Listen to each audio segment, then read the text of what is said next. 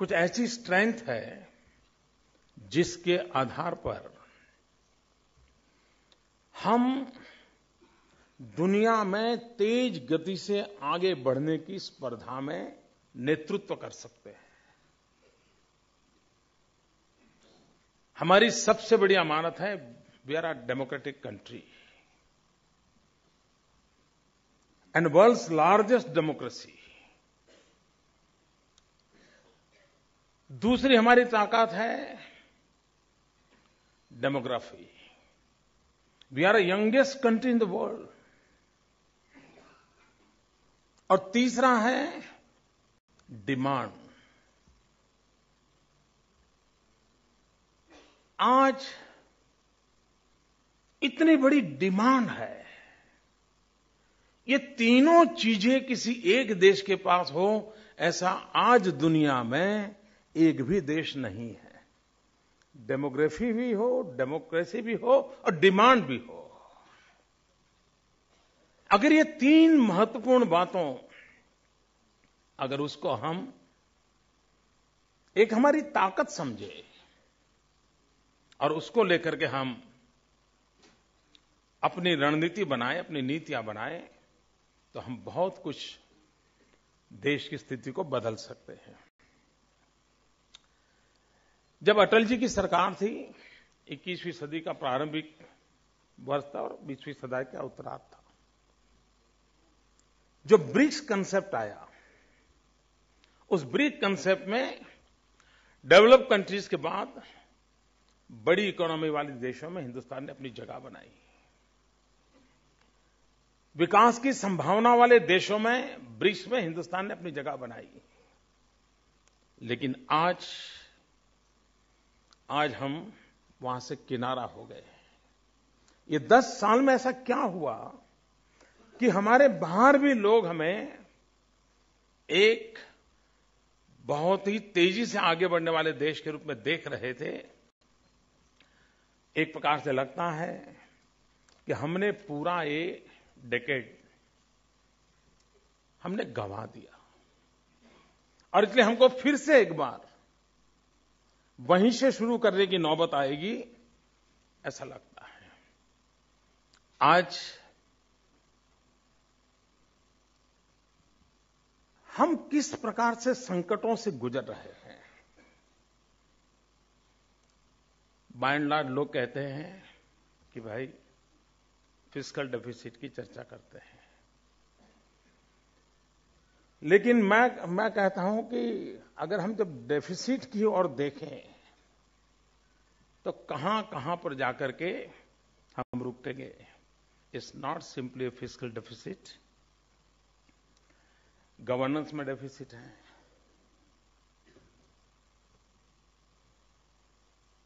Democratic institutions में जो एक वाइब्रेंसी चाहिए उसमें डेफिसिट है, ट्रस्ट डेफिसिट है, मोरल डेफिसिट है, और बिजनेस के लिए जो ईज एनवायरनमेंट चाहिए, ईज एनवायरनमेंट, वो भी डेफिसिट है, सिक्योरिटी डेफिसिट है। यानी एक जगह पे गाड़ी अटकी नहीं है, हमने यहां लाकर के खड़ा कर दिया है कि हमने जहां थे वहां आगे बढ़ना पाना एक बात है, लेकिन हम जहां थे वहां से भी गिरते चले गए हैं। और चाहे वो मॉरल डेफिसिट हो, कैरेक्टर क्राइसिस का मामला हो, हर प्रकार से।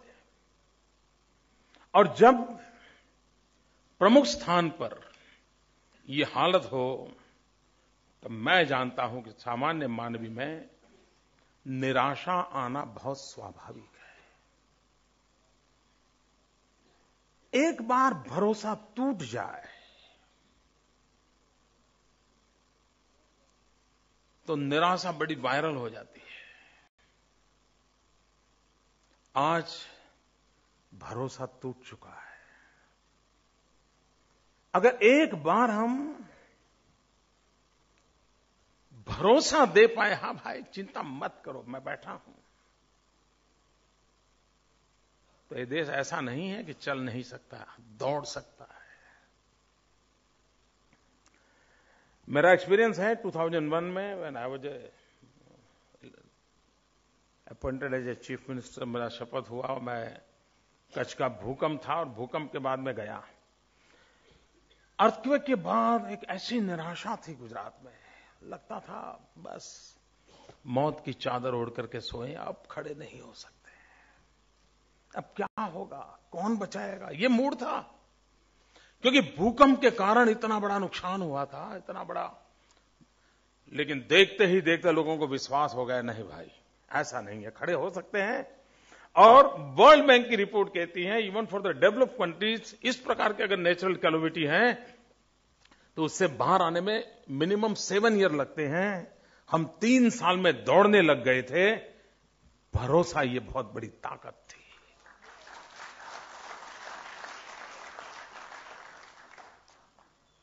कोई मरना नहीं चाहता, सब खड़े होकर के दौड़ना चाहते हैं, लेकिन किसके भरोसे दौड़े।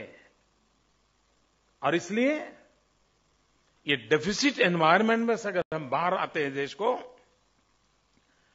तो हम एक भरोसा पैदा कर सकते हैं। भरोसा पैदा करें तो 125 करोड़ लोगों को लेकर के हम आगे बढ़ सकते हैं, हम चल सकते हैं, हम चीजों को बदल सकते हैं। और जब मैंने पहले प्रारंभ में कहा कि हमारी ऐसी स्ट्रेंथ है जिसके दुनिया का कोई कंट्री एक साथ क्लेम नहीं कर सकता है, डेमोक्रेसी हो, डिमांड हो, डेमोग्राफिक बेनिफिट हो, कमी क्या है? We don't have a direction, कहां जाना है। We don't have a dedication and we don't have a determination. अगर हमारे पास डायरेक्शन नहीं है, डिवोशन नहीं है, अगर हम डिटर्मिनेशन के साथ इसको कर, तो ये तीनों जो हमारे पहले वाले डी हैं, ये धरे के धरे रह जाते हैं। और आवश्यकता होती है डायरेक्शन हो, डिटर्मिनेशन हो और डेडिकेशन। लगता है जी ये कोई पार्ट टाइम एक्टिविटी थोड़ी है।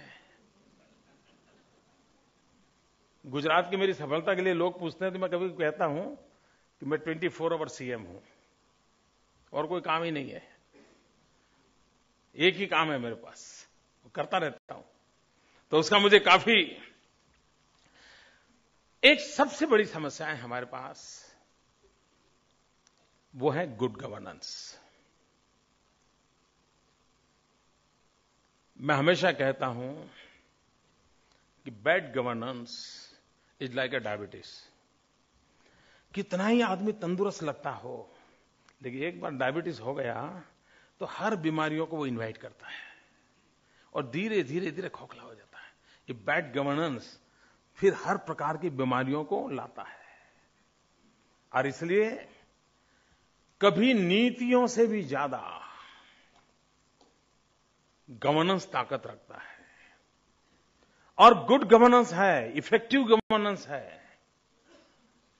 आप देखिए चीजें कैसे बदलती है। I will give you the small simple example. Gujarat ने सबसे पहले सोलार पॉलिसी लाया देश में। और हम जब सोलार पॉलिसी लाए तो हमने 13 रुपया देंगे ऐसा कहा था। तो गुजरात के बाद उसी फुल स्टॉप कॉमा के साथ भारत सरकार ने पॉलिसी को लाया। लेकिन एक फर्क किया, जहां हमारा 13 था वहां उन्होंने 19 कर दिया। अब हमारे देश का व्यापारी हम जानते हैं जी, 19 मिलता है तो 13 में कौन आएगा। तो हमारे अफसर लोग मेरे पास आए, बोले मोदी जी अब बेकार हो गया, सब कोई आएगा नहीं। भारत सरकार 19 दे रही है, कौन आएगा 13 में। हम बदल करें, मगर हम बदल नहीं करेंगे। I will not change. और मैंने रिस्क लिया। परिस्थिति ये बनी कि 19 में कोई नहीं गया, 13 में क्यों लग गई। और आज हम एशिया के सबसे बड़े सोलर प्लांट वाले बन गए। एशिया का सबसे बड़ा। क्यों? Good governance, not the policy. मेरी और भारत सरकार की नीति एक थी, ऊपर से वो 6 रुपए ज्यादा देते थे, लेकिन क्यों आए तो उनको अनुभव हुआ कि भाई इफेक्टिव गवर्नेंस है कि नहीं है, जो नीतियों को कहा गया है उसको मानने वाले लोग हैं कि नहीं है। और अगर उसमें हम इन्वेस्टर का एक कॉन्फिडेंस बिल्डअप करते हैं तो फिर उसके लिए 19 और 13 का मायना बहुत कम हो जाता है। उसको लगता है भले 2 साल कम कमाएंगे फिर कमा लेंगे, and then he come forward. ये जो मूलभूत बातें हैं जिसको लेकर के आज देश कठिनाइयों को अनुभव कर रहा है, उसको हम बदलाव चाहते हैं। ये बात सही है। किसी भी देश की इच्छा क्या रहती है? विकास करना हो तो क्या, इकोनॉमिकल सिस्टम हमारी साउंड हो,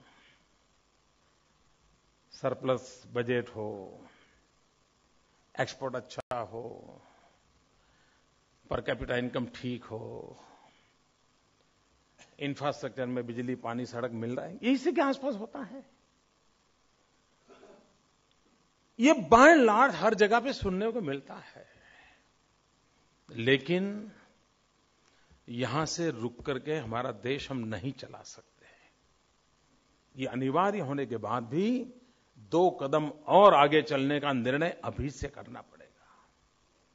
ये होने के बाद वो करेंगे, ऐसा नहीं होता है। We must have a holistic approach and cumulative चीजों को हमने व्यवस्था में, स्ट्रेटेजी में बांधना पड़ेगा। और इसलिए क्या हम नहीं चाहेंगे कि हमारे देश के नौजवानों को, हमारे देश के नागरिकों को स्वमान से जीने के लिए जिंदगी जीने का अवसर मिले?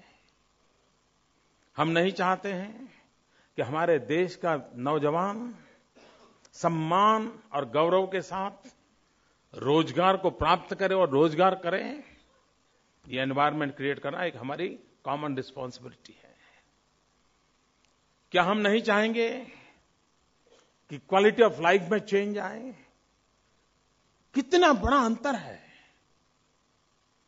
एक तरफ विपुलताएं हैं तो दूसरी तरफ मिनिमम चीजें उसको नहीं है। क्या हम इससे नीचे क्वालिटी ऑफ लाइफ में मेरे देश के किसी भी नागरिक को इससे नीचे जीने की स्थिति पैदा नहीं होने देंगे? ये हमारी योजना का हिस्सा होना चाहिए कि नहीं होना चाहिए? ये ड्रीम होना चाहिए कि नहीं होना चाहिए? हम तो पंडित दीनदयाल उपाध्याय जी के मार्गदर्शन से पले बढ़े हैं। अंत्योदय, एब्सोल्यूट पॉवर्टी, भारत जैसे देश में ये स्थिति कैसे हो सकती है?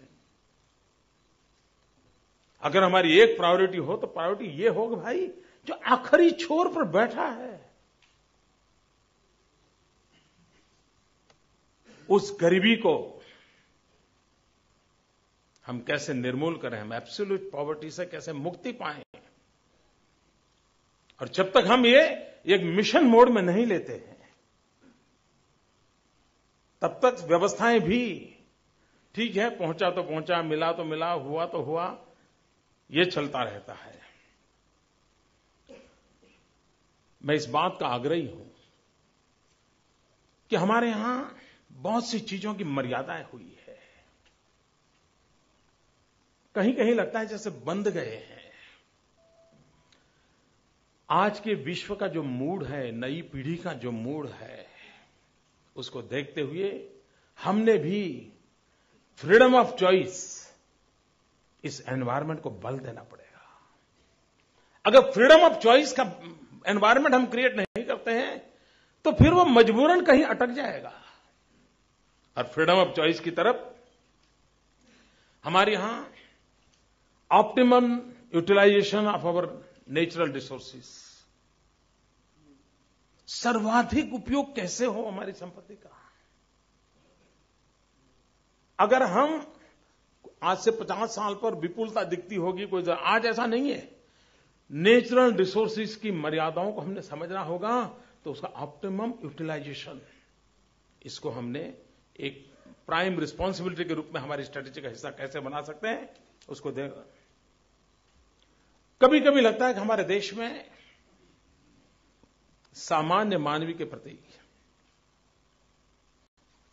क्योंकि देश अगर आगे बढ़ाना है तो ऊपर के 2-5 करोड़ नहीं बढ़ा सकते हैं, नीचे के तबके के लोगों के बिना बढ़ना नहीं है। और उसके लिए dignity is a issue.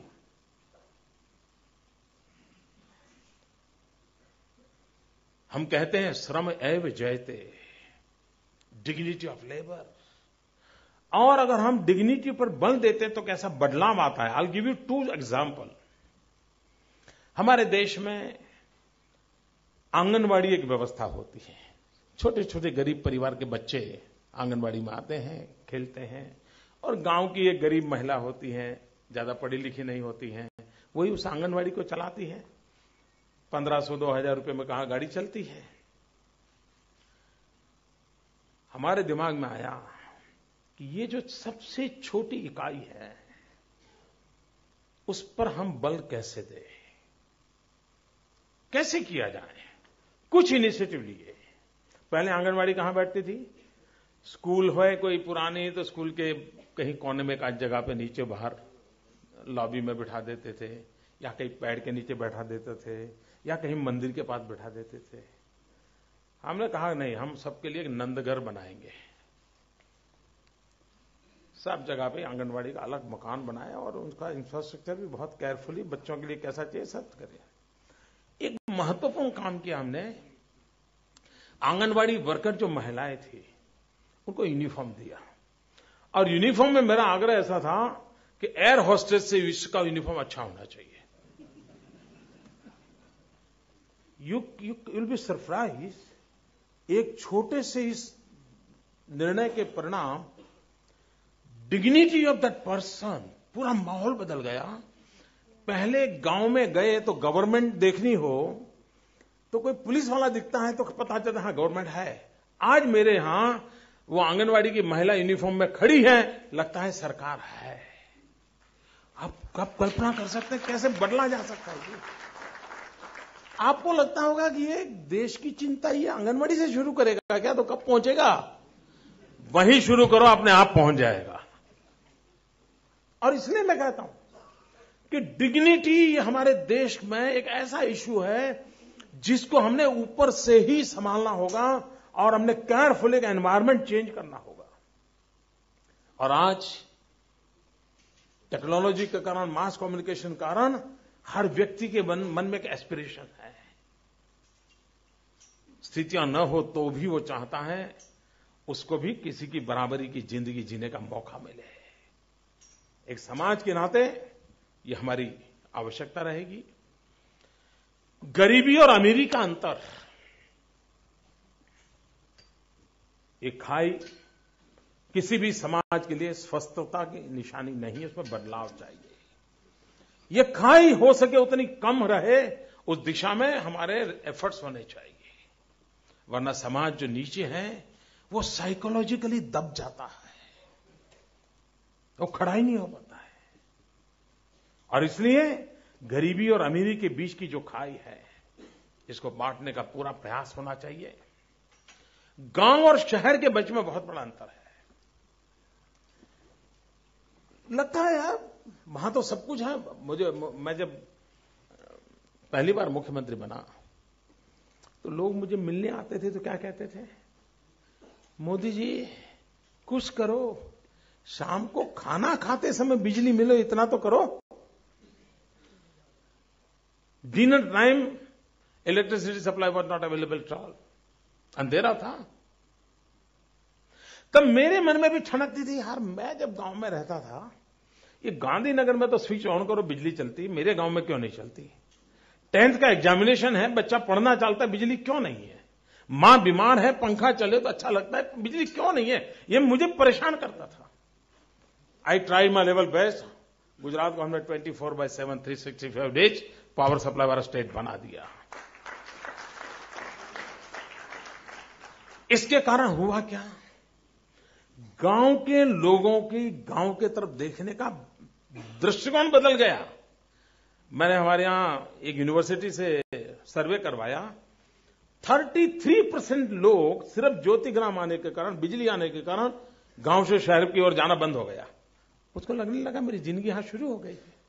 Then we gave a broadband connectivity. अगर हम उसको आधुनिक विज्ञान और टेक्नोलॉजी की सुविधाएं दें, हम हमारा गांव भी हम सशक्त बना सकते हैं। कहने का अंतर यह है कि हम, हां, आत्मा गांव की बनी रहे, लेकिन सुविधा शहर की मिलनी चाहिए। अगर ये मुश्किल काम नहीं है जी, मैं अपने एक्सपीरियंस से बताऊं, इट्स नॉट डिफिकल्ट। सिर्फ हमारी प्रायोरिटी होनी चाहिए, हम इसको कर सकते हैं और ये असंतुलन को हम दूर कर सकते हैं। इन चीजों को जब आगे बढ़ाना है, तब इन चीजों को पाना है, तो बहुत स्वाभाविक बात आती है कि भाई ठीक है, आपका रोड मैप क्या है, ये स्वाभाविक है। हर कोई कहेगा कि हमारा जीडीपी बढ़े,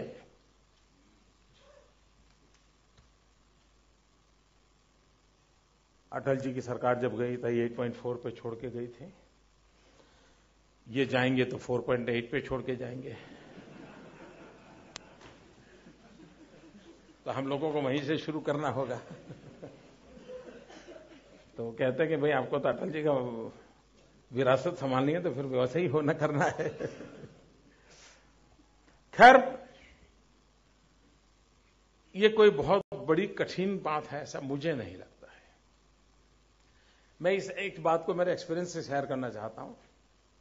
Gujarat was never agriculture state. जब एग्रीकल्चर की बात आती तो कृष्णा, गोदावरी, गंगा, यमुना, पंजाब, हरियाणा यही आते थे। हम लोग तो 10 साल में 7 साल अकाल वाले राज्य थे। वाटर स्कैर्सिटी हमारी, मैंने नसीब में लिखी गई, एक नर्मदा मैया के सिवाय हमारे पास कुछ है नहीं, उधर तापी है और इधर रेगिस्तान और उधर पाकिस्तान। तो यही हमारी हालत। हमने पानी पर ध्यान केंद्रित किया,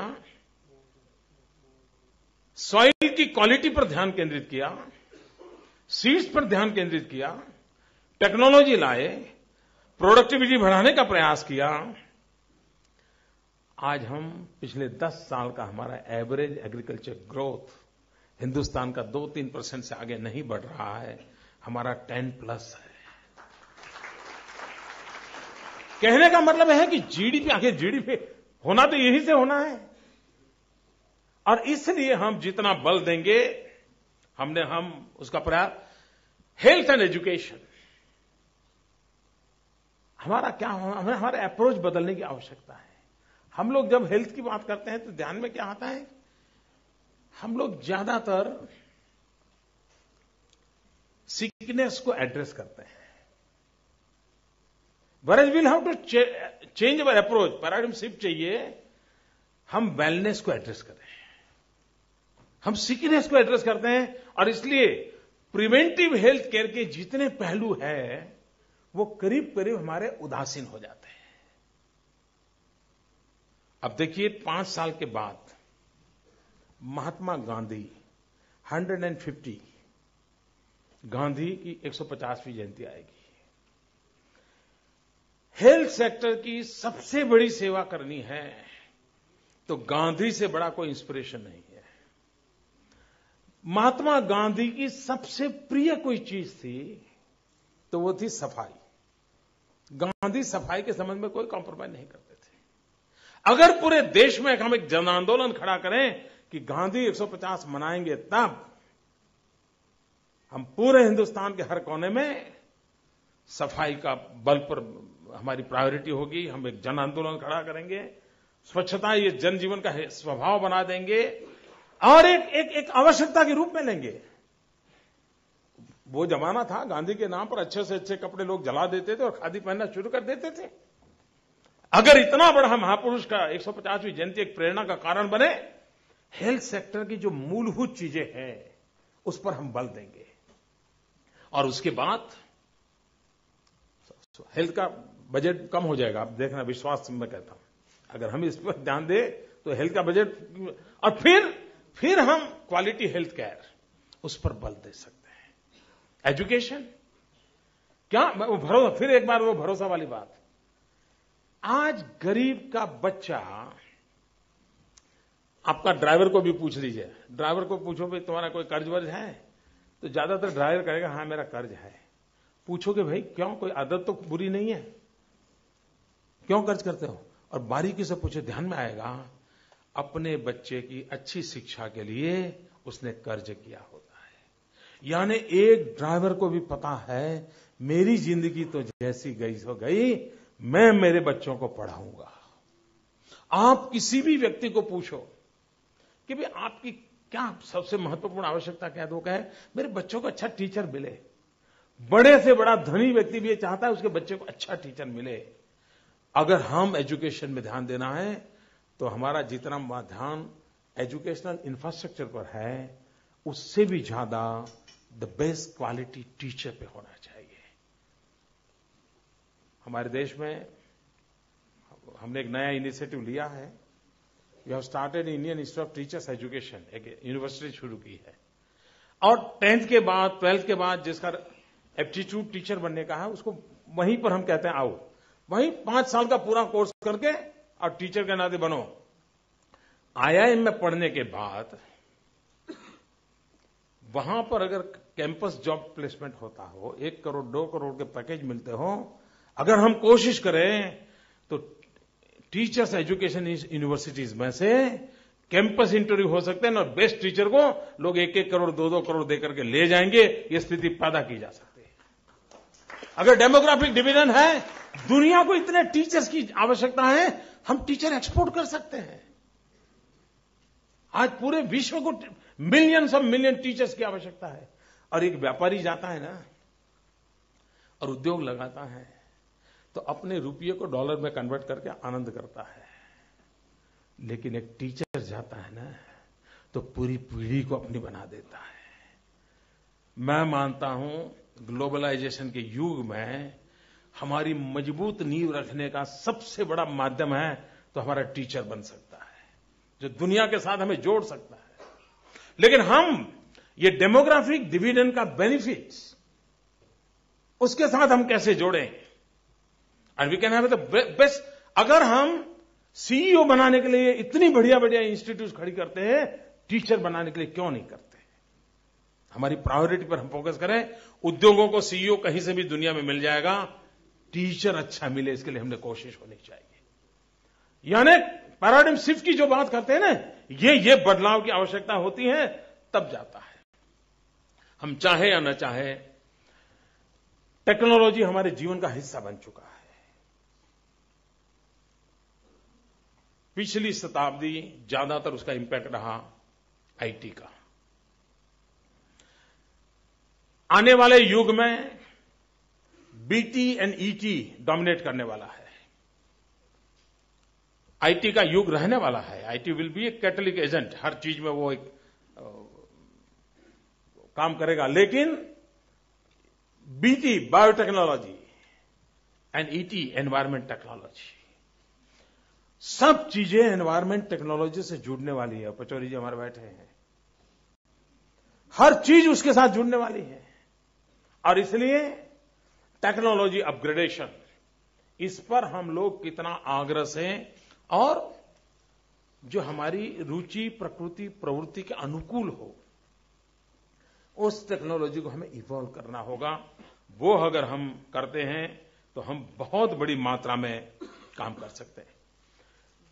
दूसरी विषय है, मेरा मूलतः एक सिद्धांत ये है कि अगर हमारे इकोनॉमी को हमने आगे बढ़ाना है तो एक पिलर पे हमारी दुनिया नहीं चल सकती है। We must have 3 pillars. एक मैन्युफैक्चरिंग सेक्टर, दूसरा एग्रीकल्चर सेक्टर, एंड तीसरा सर्विस सेक्टर। 1/3 ये तीनों को अगर हम बेस बना करके हम इकोनॉमी को आगे बढ़ाएं तो कभी एकाध में रुकावट आ जाए तो भी हमारी इकोनॉमी को बहुत बड़ी, जो एकदम से कभी कभी गिरावट आ जाती है, ऐसी गिरावट नहीं आएगी। और तीनों के प्रयासों से हम बहुत आगे बढ़ सकते। मैन्युफैक्चरिंग सेक्टर के अंदर टेक्नोलॉजी का भी महत्व है, उतना ही ह्यूमन रिसोर्स का भी महत्व है। रॉ मटेरियल का जितना महत्व है, इतना ही पीसफुल लेबर का महत्व है। और इसलिए हम मैन्युफैक्चरिंग सेक्टर को भी कभी कभी हमारे यहां पता नहीं पिछले कुछ सालों से एक ऐसी मानसिकता बनी है और चारों तरफ तूफान खड़ा हुआ है, जैसे इन्वेस्टमेंट की बात करो जाने कोई पाप कर रहे हो, कोई गुनाह कर रहे हो। और ऐसी एक साइकी बन गई है कि इन्वेस्टमेंट मीन्स इंडस्ट्री। ऐसा नहीं है। हिंदुस्तान को इतने क्षेत्रों में इन्वेस्टमेंट की आवश्यकता है और हम जब तक इन्वेस्टमेंट के दायरे को फोकस हमारा ये इंडस्ट्री होने के कारण ही जरा देश में लगता है यार कुछ ही लोग मुट्ठी पर लोग लेंगे। अरे एग्रीकल्चर में भी बहुत बड़े इन्वेस्टमेंट की आवश्यकता है। क्या हमने कभी एग्रीकल्चर इंफ्रास्ट्रक्चर को बल दिया? कितना बड़ा इन्वेस्टमेंट होगा। मेरे यहां मैंने कैनाल के ऊपर सोलर पैनल लगाई है। अब ये इन्वेस्टमेंट नहीं होता तो कहां से होता? और सोलर को मैंने कैनाल के ऊपर डाला, उसका कितना फायदा हुआ? 1 किलोमीटर कैनाल के ऊपर सोलर पैनल लगाने के कारण 1 मेगावाट बिजली हमारी उत्पादन हो रही है और हर वर्ष 1 करोड़ लीटर पानी इवेपोरेट होने से बच रहा है, क्योंकि उस पर ढक्कन आ गया कैनाल के ऊपर। दूसरा, जमीन बच गई तो मेरी जमीन की कॉस्ट कम हो गई। तीसरा, वो नजदीक में ही गांव के पास से कैनाल गुजरती है तो ट्रांसमिशन लॉस कम हो गया। पांचवा, मैंने जब ये प्रोजेक्ट किया शुरू तब मेरे ध्यान में नहीं था, सोलर एनर्जी में अगर जमीन तपी हुई रहती है तो जनरेशन परसेंटेज कम होता है, लेकिन अगर नीचे ठंडा है तो ऊपर और हीट आती है तो 16% ज्यादा पावर जनरेशन होता है। कैनाल पर 16% व्यापारी समझता है पूरी तरह कि यानी बैंक ब्याज से ही ज्यादा हो गई कमाई। कहने का तात्पर्य यह है कि हम इन्वेस्टमेंट, आज जापान मेरे यहां सामने से आया कि भैया हम कैनाल टॉप के प्रोजेक्ट में आना चाहते हैं, तो इन्वेस्टमेंट ये इंडस्ट्री नहीं है, ये इन्वेस्टमेंट एग्रीकल्चर सेक्टर को बल देने वाला इन्वेस्टमेंट है, पानी बचने वाला इन्वेस्टमेंट है, बिजली पहुंचाने वाला इन्वेस्टमेंट है। और इसलिए हम उस पर कितना बल दें, ये आवश्यकता है।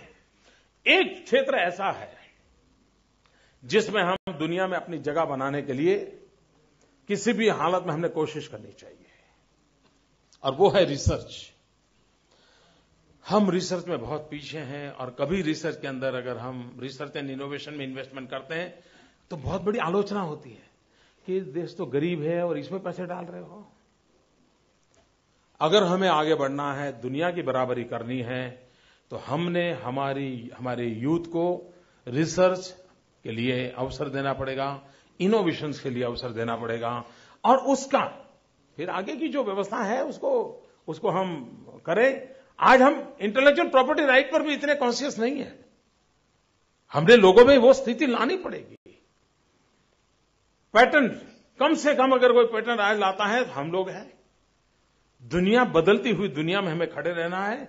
इन चीजों में हम कैसे आगे बढ़ें, इस पर हम कैसे बल दें, उसकी ओर अगर हम ध्यान देते हैं तो हम जरूर हम इसको आगे बढ़ा सकते हैं। और मैंने पहले ही कहा, एफडीआई के विषय में बहुत क्षेत्र, इवन ह्यूमन रिसोर्स डेवलपमेंट, कितने बड़े एफडीआई की संभावनाएं पड़ी है। सारी दुनिया को लगता है यार हिंदुस्तान एक बहुत बड़ा अवसर है, वो भी इस अवसर को टैप करना चाहता है। जितने हर्डल्स है उसको दूर करना ये सरकार की जिम्मेवारी है।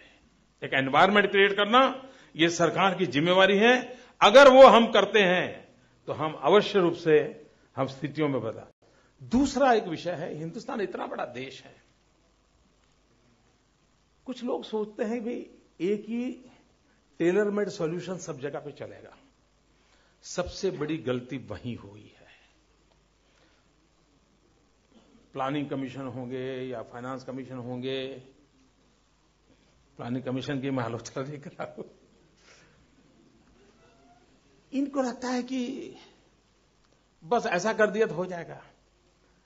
समय की मांग है, हम हमारे राज्यों की स्ट्रेंथ क्या है उसको आइडेंटिफाई करें, उसकी ताकत क्या है, उस ताकत को अधिक ताकतवर बनाने की हमारी स्ट्रेटेजी क्या है।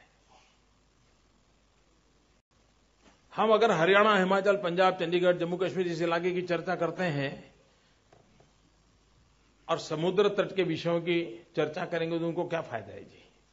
मुझे समुद्र तट तो समुद्र तट के राज्यों को बिठाना चाहिए, उनकी चर्चा करनी चाहिए। वो बताइए हमारे कोस्टल स्टेट का डेवलपमेंट के लिए हम क्या कर सकते हैं? ग्लोबल पोजीशनिंग में how our coastal area can be useful, क्या हो सकता है? हम टूरिज्म की बात करें तो हमारे टूरिज्म स्पॉट वाले जितने राज्य हैं उनके लिए कॉमन कुछ सोचा जा सकता है। आज क्या हुआ है कि गुजरात का कर ले, मध्य प्रदेश का कर ले, बंगाल का कर ले, ये है, ये टेलर मेड हमें दे दिया, उसमें तुम अपने आप को फिट करो। इसमें बहुत ही फ्लेक्सिबल होने की आवश्यकता है। ये मैं अच्छा, मुझे एक फायदा है, हमने जितने प्रधानमंत्री हमें मिले हैं उसमें बहुत कम है जिसको राज्यों में इतने समय काम करने का अवसर मिला है। एक ही अपवाद है, बाकी सब दिल्ली की दुनिया से ही आए हैं।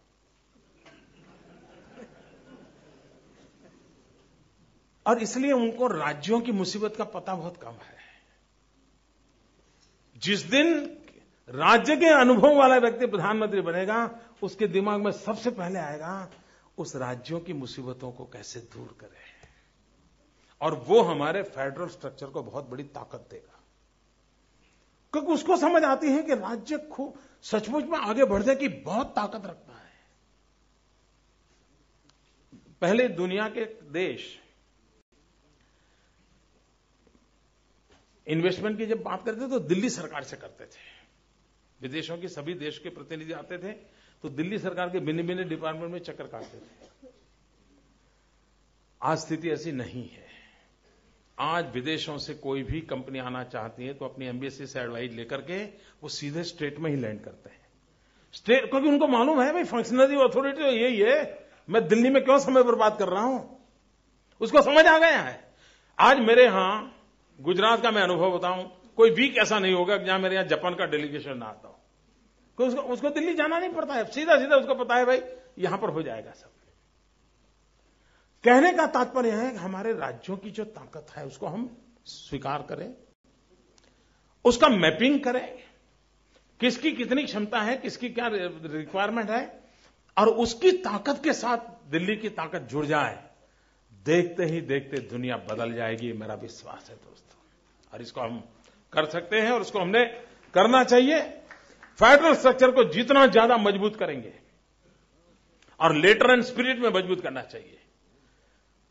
मेरा तो कभी कभी ये लगता क्या है, हमारे देश में माहौल ये बन गया कि ये दिल्ली की सरकार है, ये राज्य की सरकार है। हकीकत तो ये होनी चाहिए कि दिल्ली सरकार के प्रधानमंत्री की जो कैबिनेट है उसको हमने फुल फ्लेज टीम के रूप में सोचना नहीं चाहिए। Prime minister and all the chief minister वो एक टीम है जिसको देश चलाना है। ये पैराडाइम शिफ्ट है। प्रधानमंत्री और उसके cabinet minister it's not a complete team. Complete team तो तब बनेगी prime minister and all the chief ministers, they will go together, they will bring the change. और इसलिए उस भूमिका से अगर हम काम करते हैं तो मुझे विश्वास है भाइयों बहनों कि हम इस चीज में बदल सकते हैं। दूसरी एक जो सबसे बड़ा काम है जो सरलता से किया जा सकता है, और वो है हार्मनी। हमारे सारे कामों में एक टकराव का माहौल बना दिया है राजनीतिक कारणों से। ये टकराव का माहौल हो सकते हैं हर एक इंटरेस्ट हो, लेकिन हार्मनी का एलिमेंट भी तो होना चाहिए। और ये हार्मनी नहीं होने के कारण क्या होता है, एक राज्य बिजली का कारखाना लगा देगा और कोयला वाला कोयला मना करेगा, और जो गौर महाराज दिल्ली में बैठे होंगे वो कहे कि शुभ मुहूर्त नहीं आया है, तो कोयले के ठिकाने पर बिजली का कारखाना बिजा देगा और देश अंधेरे में। ये कोई बहुत बड़ा रॉकेट साइंस नहीं चाहिए, बहुत छोटी छोटी चीजें हैं, सिर्फ कोई करने वाला चाहिए। कोई अगर करने वाला हो तो इस चीजों को हम कर सकते हैं, इसको हम बदलाव ला सकते हैं। ये मेरा विषय। अब जैसे ये करंट अकाउंट डेफिसिट की बड़ी चर्चा होती है, मुझे उतना तो अध्ययन नहीं है कि हमारी एक्सटर्नल अफेयर्स मिनिस्ट्री का कारोबार कैसे चलता है, क्या करते हैं। लेकिन इतनी मुझे समझ है कि ज्यादातर हमारे विदेशों में जो मिशंस है, किसी जमाने में क्या रहता था, वहां की इंफॉर्मेशन गैदर करना या इंफॉर्मेशन देना, वहां की पॉलिटिकल एनालिसिस करना, सिक्योरिटी व्यू पॉइंट्स एनालिसिस करना, उनके दोस्त कौन है, नए दोस्त कौन बने, करीब इसी के आसपास सारी गाड़ी चलती थी। और ऐसे ठेले भर भर करके डाक आती थी और यहां डिपार्टमेंट ब्यूरो डाक खुलता था, देखता था, यही चलता। ये किसी जमाने में जरूरी होगा, लेकिन आज मैं मानता हूं ट्रेड एंड कॉमर्स ये प्राइम एजेंडा बन चुका है। और इसलिए हमारी पूरी एक्सटर्नल अफेयर्स मिनिस्ट्री, इसकी पूरी ट्रेनिंग, उसकी पूरी व्यवस्था, उसकी पूरी सोच, इसमें प्राइम एलिमेंट लाना पड़ेगा। और तभी तो एक्सपोर्ट हमारा बढ़ेगा, इंपोर्ट हमारा कम होगा। टेक्नोलॉजी अगर हमें लानी है तो टेक्नोलॉजी लाने की सुविधा बढ़ेगी। और इसलिए पूरी हमारी ये जो व्यवस्था है, उस व्यवस्था को एक नई दिशा देने की आवश्यकता है, ताकि ग्लोबल और हम दुनिया से अब अलग थलग नहीं रह सकते। बदलते हुए विश्व में ही हमने अपना पैर जमाने पड़ेंगे। हम ये कहेंगे दुनिया को जहां जाने जाए, हम तो खड़े हैं, हमारा चल जाएगा, नहीं चलेगा। बदलते हुए वैश्विक प्रवाहों में हमें अपना पोजीशनिंग करना पड़ेगा। कहीं कठिनाइयां होगी, कहीं सुविधा होगी, लेकिन हमें जद्दोजहद करके हमें अपनी पोजीशनिंग करने की बहुत आवश्यकता है। और दुनिया में अगर हम अपना पोजीशन नहीं करते तो दुनिया हमारी तरफ देखती नहीं है। दुनिया तभी हमारी तरफ देखती है, उसकी दिशा में हमें जाना चाहिए। हमारे देश के विकास में जैसे डेमोग्राफी, ये हमारी एक ताकत है, लेकिन महिलाओं की शक्ति, 50% पॉपुलेशन, एक अलग से सोचने की आवश्यकता है कि हमारी जीडीपी में उनका क्या कंट्रीब्यूटरी रोल हो सकता है। उसके लिए हमारी स्ट्रेटेजी क्या हो सकती है। कुछ लोग ये मानते हैं, उनको बेचारों को पूरा पता भी नहीं होता है, उनको लगता है कि हिंदुस्तान में महिलाओं का कोई ज्यादा रोल नहीं है। ये बहुत बड़ी गलती है। आज भी हिंदुस्तान का पूरा एनिमल हस्बेंड्री, पशुपालन, मिल्क प्रोडक्शन, पूरा व्हाइट रिवॉल्यूशन आज भी पूरी तरह महिलाएं संभालती है और इकोनॉमी को बहुत बड़ी ताकत देती है। बहुत सारे क्षेत्र हैं कि जिसमें महिलाएं एग्रीकल्चर में भी बहुत बड़ा कंट्रीब्यूशन करते हैं।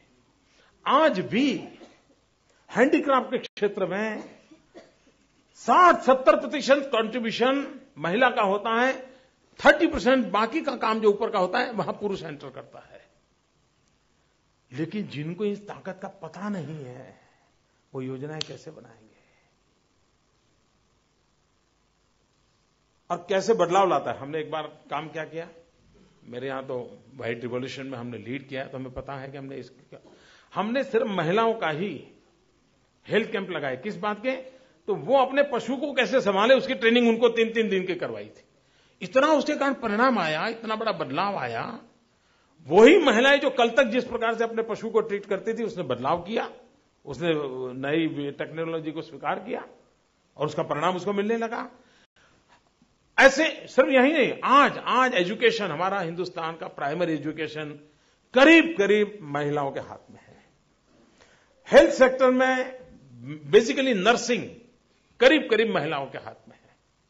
ये बहुत बड़ी ताकत है। वही ताकत अगर उसको अवसर दिया जाए तो मैन्युफैक्चरिंग सेक्टर हो, सर्विस सेक्टर हो, इसको एक बहुत बड़ी ताकत के लीड कर सकते हैं। और हिंदुस्तान की जीडीपी में 50% पॉपुलेशन हमारी माताएं बहनें हैं, उनकी शक्ति हमें काम आ सकती है और उस दिशा में हम जितना काम करेंगे हमें लाभ होगा। फाइनेंशियल व्यवस्थाएं, अब हम जब नए जो गुजरात में गए थे तो हम रेवेन्यू डेफिसिट थे और तब से लेकर आज तक हम रेवेन्यू सरप्लस है। ऐसा नहीं है कि सरकारें अपने फाइनेंशियल चीजों को डिसिप्लिन में नहीं रख सकती। ये ठीक है कि हमारे वित्त मंत्री ने ऐसा कहा था कि मोदी का इन विषयों का ज्ञान सिर्फ पोस्टल स्टैम्प के पीछे लिख सको इतना ही है, ऐसा उन्होंने कहा था। मेरा जो ज्ञान है ना, इसको लिखने के लिए पोस्टल स्टैम्प जितने स्पेस की भी जरूरत नहीं है, इतना कम मेरा ज्ञान है। और मेरा पूरा ज्ञान एक ही शब्द में समाहित है, और वो है ट्रस्टी। महात्मा गांधी ने ट्रस्टीशिप का सिद्धांत किया था। शासन में बैठा हुआ व्यक्ति ट्रस्टी होता है, देश की संपत्ति का ट्रस्टी होता है, मालिक नहीं होता है। यही एक सिद्धांत, ट्रस्टी, देश की इकोनॉमी को बदल सकता है। और इसलिए मुझे मेरा इतना ज्ञान मेरे लिए काफी है।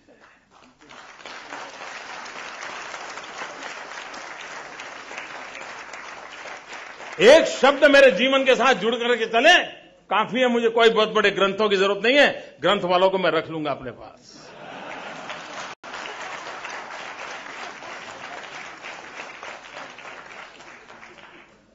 ये चीजें जो है ना, इसके लिए एक अलग प्रकार की सोच लगती है।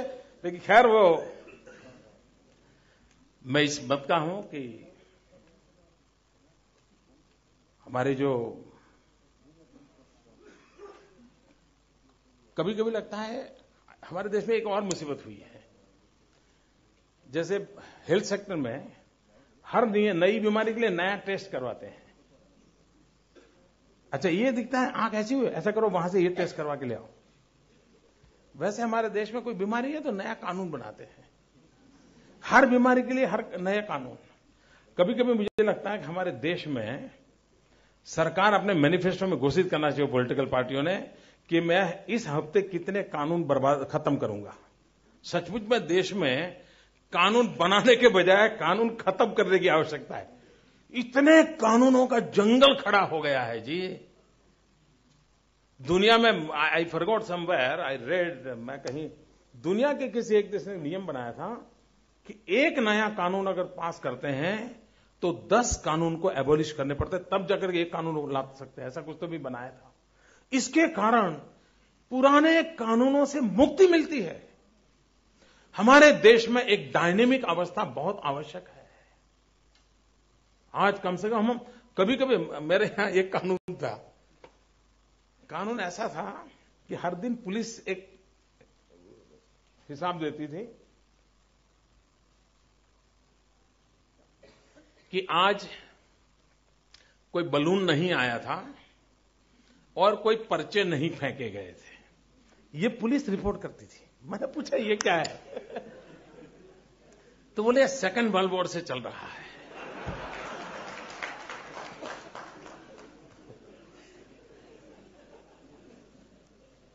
कहने का मतलब ये साहब, इन्होंने कोई ध्यान ही नहीं दिया है जी। बहुत छोटी छोटी चीजें हैं। और जो मेरा अनुभव है उससे मैं कहता हूं कि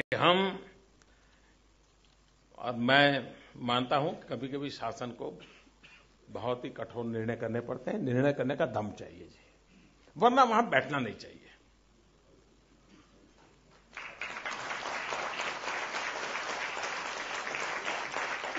हां, निर्णय देश हित में होने चाहिए, देश हित में होने चाहिए। राजनीतिक लाभ गैर लाभ के आधार पर नहीं होने चाहिए, व्यक्तिगत नफा नुकसान के आधार पर नहीं होने चाहिए, लेकिन होने तो चाहिए। मैं तो कभी देखता हूं म्युनिसिपैलिटी का प्रमुख जितने डिसीजन लेता है इतना हमारे देश की सरकार नहीं लेती है। ये इम्बैलेंस हो गया है। और इसलिए हमें इस स्थितियों से बाहर आना पड़ेगा। और अगर ये हम करते हैं तो हमारी आर्थिक स्थितियों पर लोगों का विश्वास बढ़ेगा। भविष्य के निर्माण की ओर एक नई नीतियों के साथ, एक नई आशा के साथ हम चल सकते हैं। हमें जो अपॉर्चुनिटीज मिली हैं उसका हम मैक्सिमम उपयोग कर सकते हैं और सबको साथ लेकर। देखिए, विकास किसी कोने में नहीं चल सकता है। मान लीजिए किसी ने साइकिल की ट्यूब में कोई हवा भरता है और मीटर देखता है तो मीटर ठीक बताते हैं, हाँ भाई ये 20 पॉइंट हवा जानी चाहिए साइकिल की ट्यूब में गई।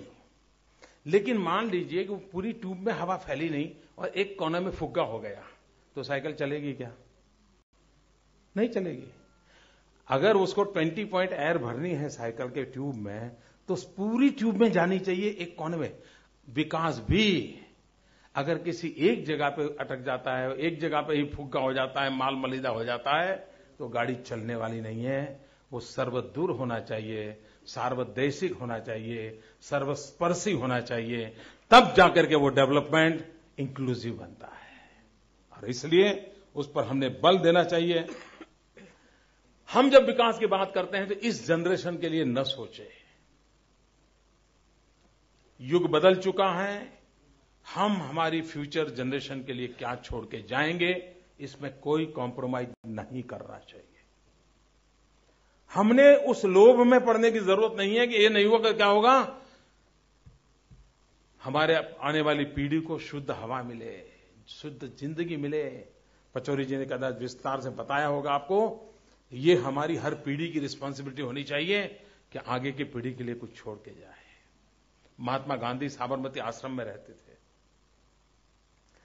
उस समय साबरमती भरी हुई रहती थी, साबरमती में पानी रहता था। लेकिन अगर गांधी जी को कोई पानी दे और ज्यादा दे तो उसको डांटते थे। वो कहते थे, देखो भाई आधा ग्लास लाओ, मुझे ज्यादा चाहिए तो मैं मांगूंगा, पानी नुकसान मत करो। नदी बह रही है, नदी के किनारे बैठे हैं, लेकिन वो उस युग में, I am talking about 1930s, उसके पहले की बात कर रहा हूं।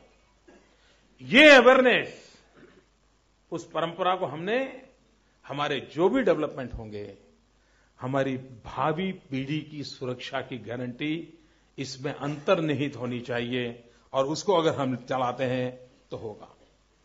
दूसरा विषय है, मैं इस मत का हूं कि डेवलपमेंट दुर्भाग्य से वो सरकार का कार्यक्रम बन गया है। ये स्ट्रेटेजिकली बहुत बड़ी मिस्टेक है। डेवलपमेंट ये जन आंदोलन होना चाहिए। It should be mass movement. जब तक हम जन भागीदारी के साथ जनता को जोड़ करके डेवलपमेंट के एजेंडा को आगे नहीं बढ़ाते हैं, तो वो सिर्फ वो सरकार का कार्यक्रम बना रहता है। दिए जलते रहते हैं, रिबन कटती रहती है, फोटो छपती रहती है, बयान आते रहते हैं, इससे आगे गाड़ी नहीं चलती। और मैं जब जन आंदोलन कहता हूं तो जन आंदोलन का मेरा अर्थ क्या है? देखिए, 1857 से अपन हाथ लगाए, कोई वर्ष ऐसा नहीं होगा कि देश की आजादी के लिए मरने वाले व्यक्ति आगे ना आए हो। फांसी के तख्त पर चढ़ गए, शहीद हो गए, कुछ समय बीता, कोई दूसरा निकला, फांसी के तख्त पर चढ़ा, शहादत की परंपरा चलती रही, लेकिन आजादी नजर नहीं आती थी। उनकी देशभक्ति में कोई कमी नहीं थी, उनके बलिदान में कोई कमी नहीं थी, जान की बाजी लगा देने वाले लोग थे, लेकिन आजादी नजर नहीं आई थी। गांधी की विशेषता यह थी कि उन्होंने आजादी को जन आंदोलन बना दिया।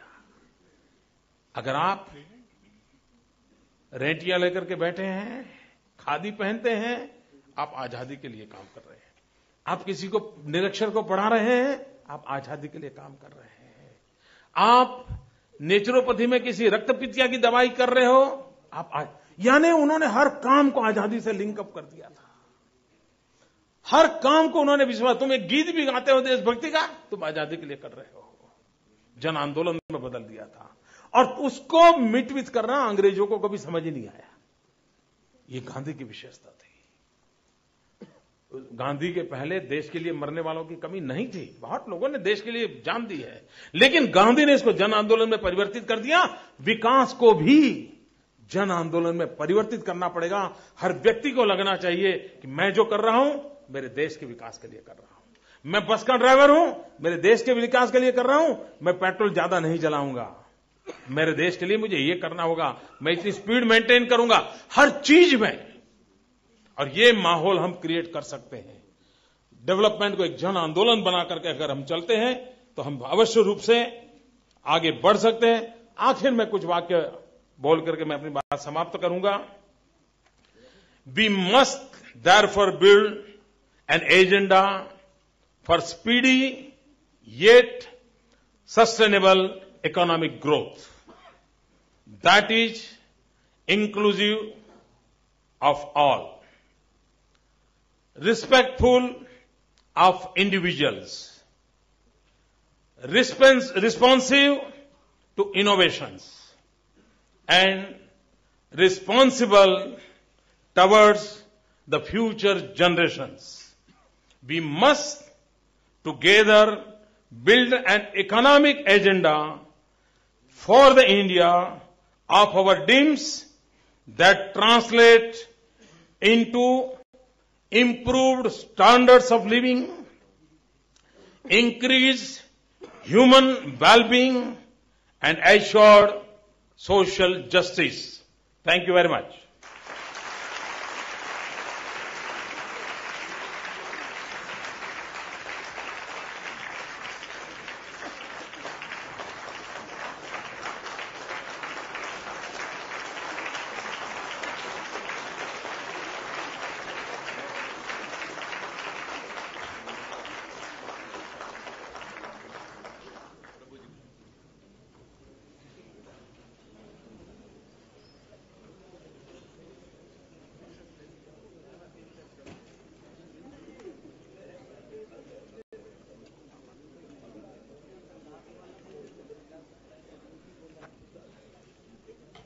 So, Mr. Narendra Modi ji,